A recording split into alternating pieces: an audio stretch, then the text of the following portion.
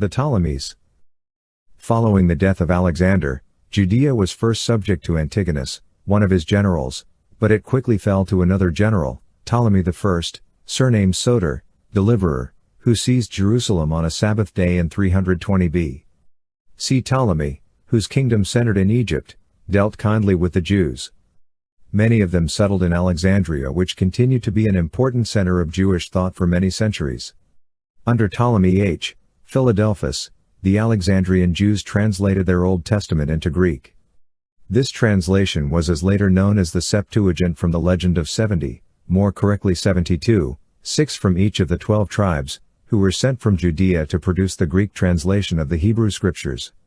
The Jews in Palestine enjoyed a period of prosperity during Ptolemaic times.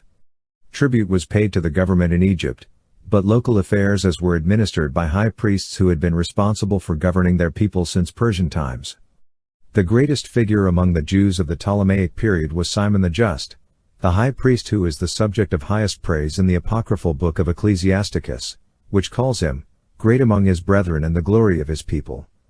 He is credited with rebuilding the walls of Jerusalem, which had been demolished by Ptolemy I, and is said to have repaired the temple and directed the excavation of a great reservoir to provide fresh water for Jerusalem in times of drought and siege. In addition to his reputation as high priest, Simon is also regarded as one of the great teachers of ancient Judaism. His favorite maxim was, "The world rests on three things: on the law, on divine service, and on charity." The identity of Simon the Just poses a historical problem, however. A high priest known as Simon I lived during the middle of the 3rd century, and Simon II lived about 200 B.C. One of these is doubtless the Simon the Just of Jewish tradition and legend. During Ptolemaic times, the priestly families of Onias and Tobias became bitter rivals. The house of Tobias was pro-Egyptian and represented the wealthy class of Jerusalem society. It may have been related to Tobiah the Ammonite, who gave so much trouble to Nehemiah. A papyrus from the time of Ptolemy II speaks of a Jew named Tobias who was a cavalry commander in the Ptolemaic army stationed at Ammonitis, east of the Jordan. Archaeologists have discovered a mausoleum from the 3rd century B.C. at Iraq el-Amir in central Jordan, with the name Tobiah. The Tobiahs are thought to have been tax collectors, occupying the same function as the New Testament publicans. Josephus states that Onias II refused to pay Ptolemy IV 20 talents of silver, which was evidently the tribute demanded of the high priests.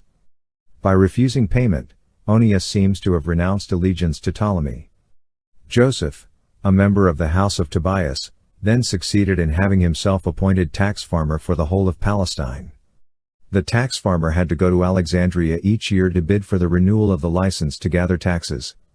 Joseph held this influential post for 20 years, under the Ptolemies and, after the victory of Antiochus III, under the Seleucids.